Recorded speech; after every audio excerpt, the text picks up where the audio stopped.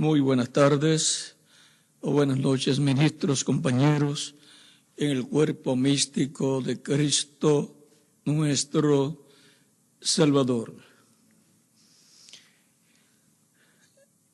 Ya hemos estado viendo cómo las cosas se están moviendo en este mundo y que también Dios tiene su programa correspondiente a este tiempo final.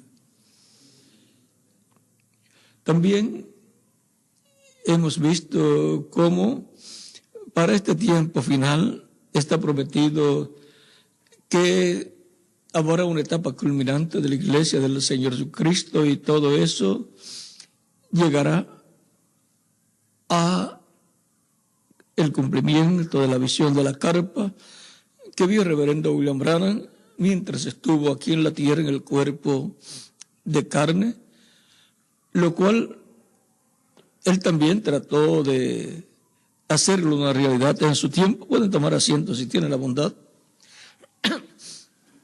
Él trató de hacer esa visión de la carpa una realidad en su tiempo, pero no le fue permitido porque no era para su tiempo. En palabras más claras, en el campo ministerial no era para el ministerio del cuarto Elías.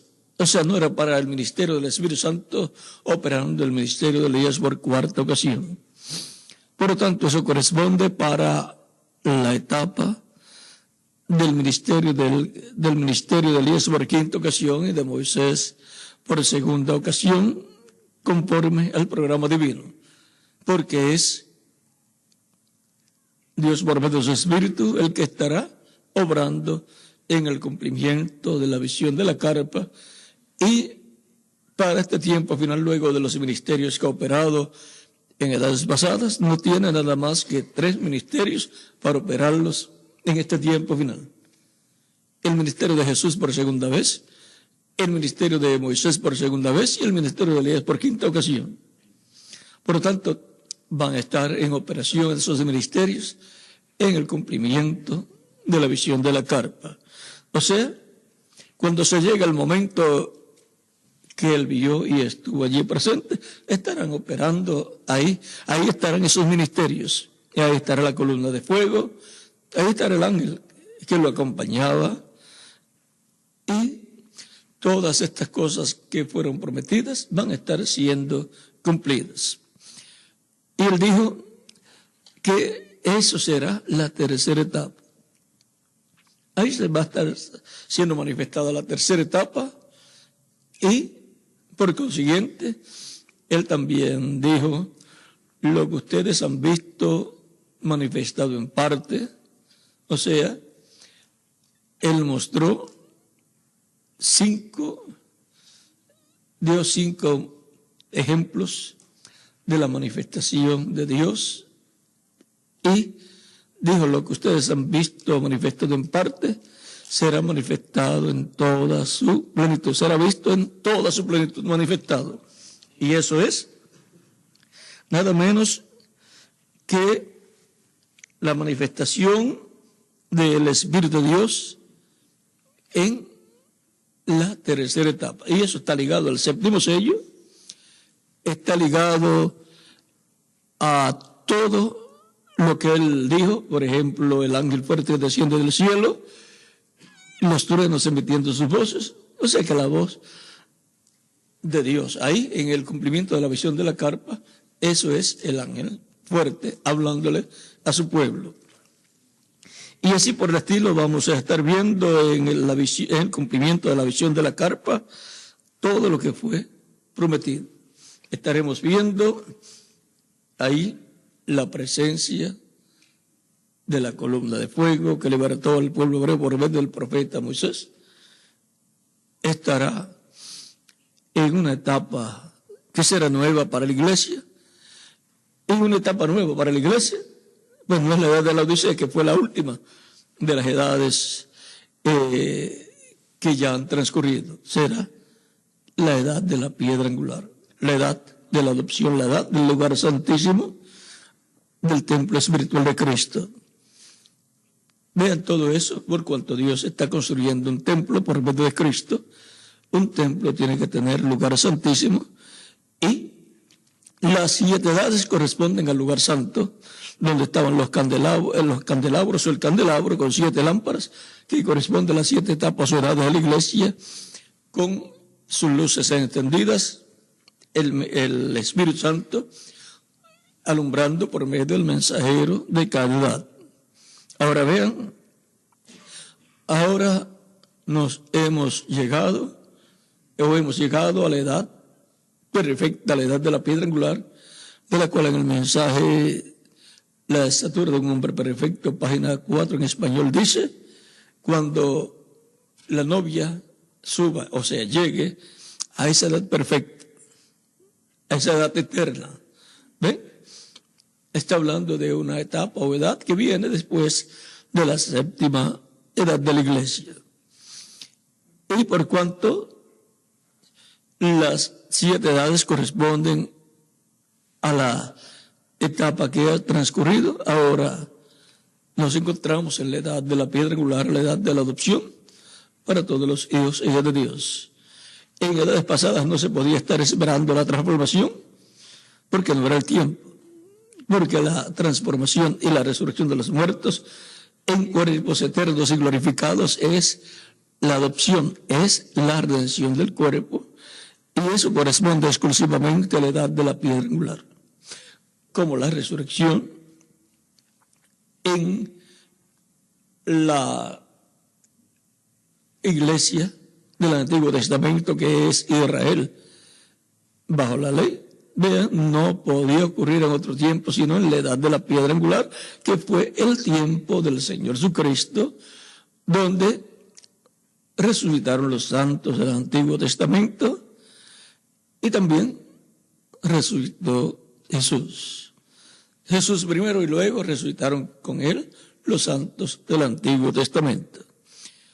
Ahora en Lázaro, Cristo representó la resurrección de los muertos en Cristo, que será llevada a cabo en el tiempo final. Por cuanto fue al 4º día, tenemos que encontrar el 4º día acá en la iglesia. Lutero, primer día. O sea, corresponde a los días, etapas de restauración. Lutero, primer día de restauración. Wesley, segundo día. Edad de la Odisea, tercer día. Y la edad de la piedra angular, el 4º día. Ahora, podemos ver que todas estas cosas están tipificadas en la iglesia. Y ahora, justificación con Lutero, santificación con Wesley y restauración de los dones, la edad de la Odisea o edad pentecostal. Y luego viene la etapa de la palabra pura. O sea, es la etapa en que la palabra pura estará en medio de la iglesia y en donde la palabra hará la obra del día posterior en la edad de la piedra angular.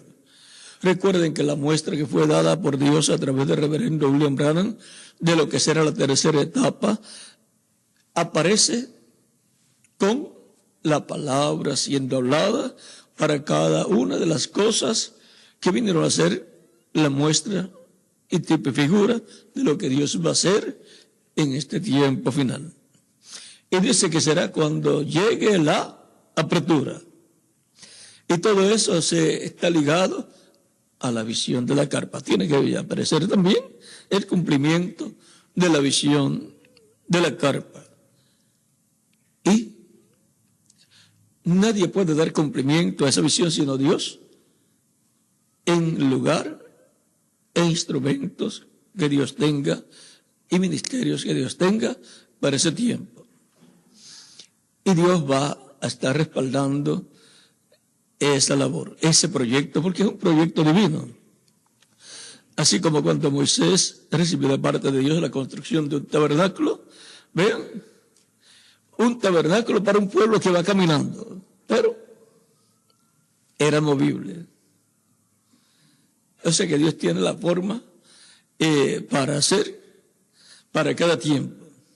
Y ahora un tiempo en donde va a haber muchos problemas en la tierra, donde terremotos, maremotos, tormentas y todas estas cosas van a estar siendo manifestadas.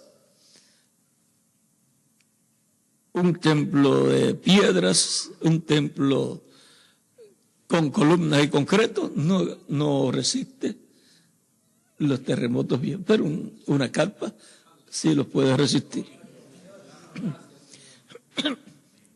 Y lo otro es que eso es para poco tiempo, aunque se gaste mucho, pero es para poco tiempo.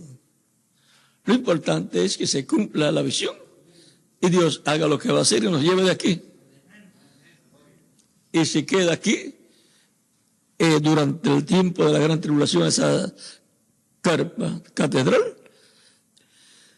y Dios nos permite que se mantenga y pase al reino milenial, pues la vamos a tener ahí también.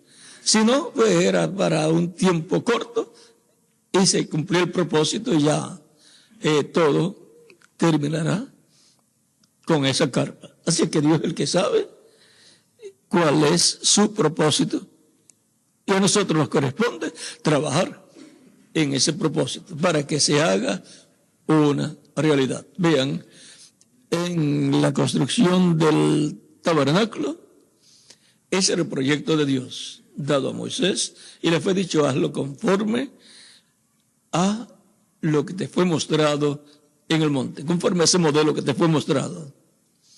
No lo podía hacer de otra forma. Y vean, entró a la tierra prometida. No se sabe cuántas veces la tuvieron que reparar, pero llegó a la tierra prometida. Y ahí moraba Dios. O sea, era llevando la casa de Dios por todo el desierto. Dios habitando en medio del pueblo. Dios habitando en una carpa y el pueblo habitando en carpas también. En la misma forma en que habitaba el pueblo, estaba habitando Dios. Luego, cuando ya están en la tierra prometida, más adelante, el rey David, viendo que él tenía casa ya no de carpa, era diferente, dice yo tengo una casa de cedro, casa buena, y Dios todavía morando en una carpa. Ven, David, como cuando uno tiene un familiar y dice, y la persona pues ha estado morando en una casita pobre y luego ya prospera y tiene una buena casa y mira a su familiar y dice, o a su papá y dice, mira, yo morando en una buena casa y allá mi papá morando en una casita sencilla, voy a construirle una casa buena. Y ahora Moisés piensa y le llega esa inspiración al alma en construir una casa grande, hermosa, para Dios. Y entonces el profeta Natán, sabiendo que que David era conforme al corazón de Dios y los pensamientos de Dios eran transmitidos a David, todo lo relacionado al reino, porque aunque David era el rey, pero delante de Dios estaba en una posición más alta el profeta Natán. Aunque David era profeta también, pero estaba en la parte política del reino de Dios en la tierra. Esas son posiciones diferentes, la de David y la de Natán. Pero siendo también David el profeta, comprendía a Natán y Natán lo entendía a él. Y ahora Natán le dice, haz conforme a todo lo que está en tu corazón. Y era bueno para Natán también saber que ya para Dios iba a ser construida una casa de piedra, una casa grande y buena. Y cuando ya Natán se va, muy contento, Dios le aparece a Natán, le habla a Natán y le dice, David no me construirá casa, porque él ha derramado mucha sangre.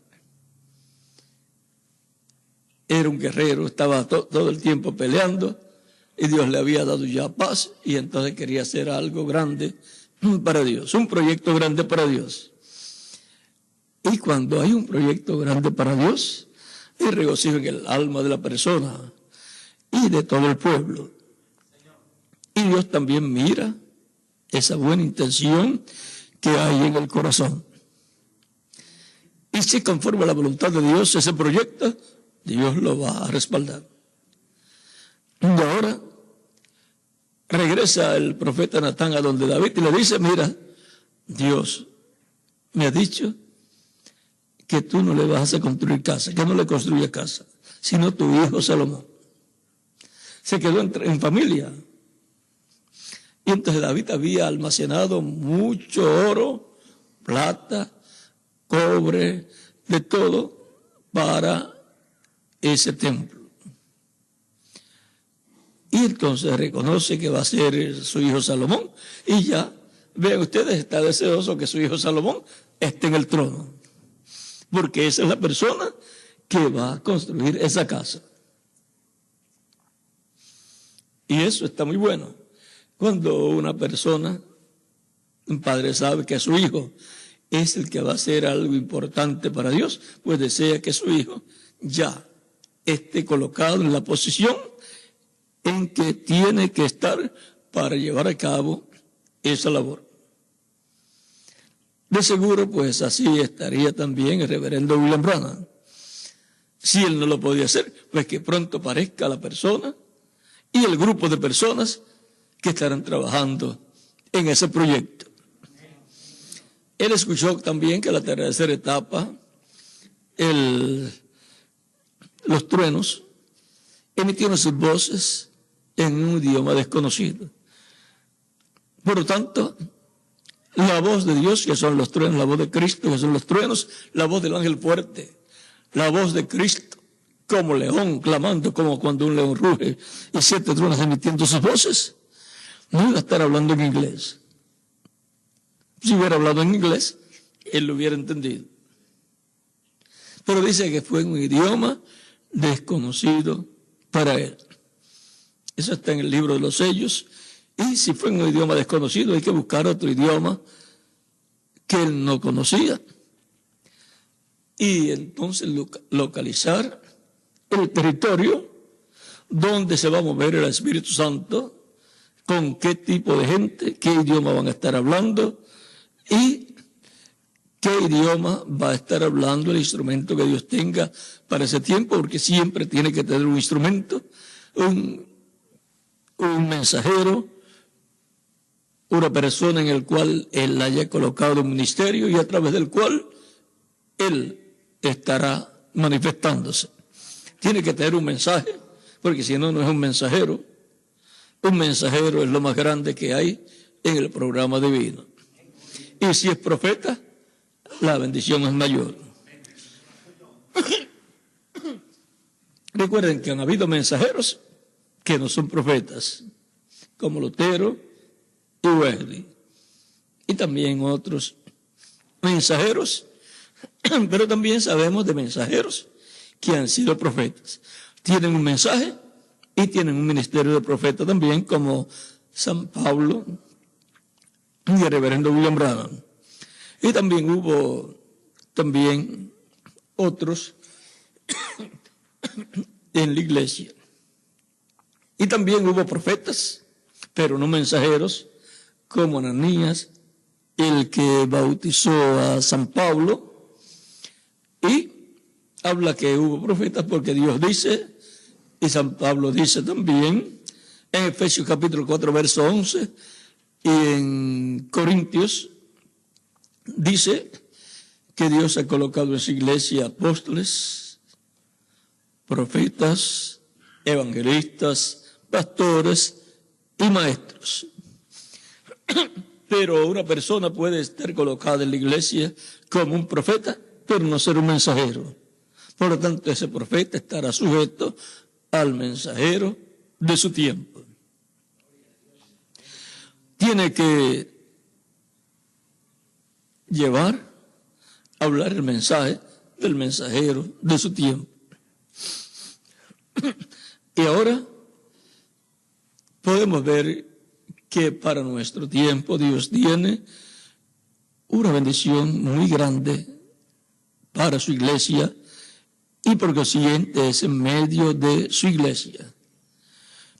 Y eso será esa manifestación de Dios y lo que estará hablando, que será la voz de Cristo como el león de la tribu de Judá.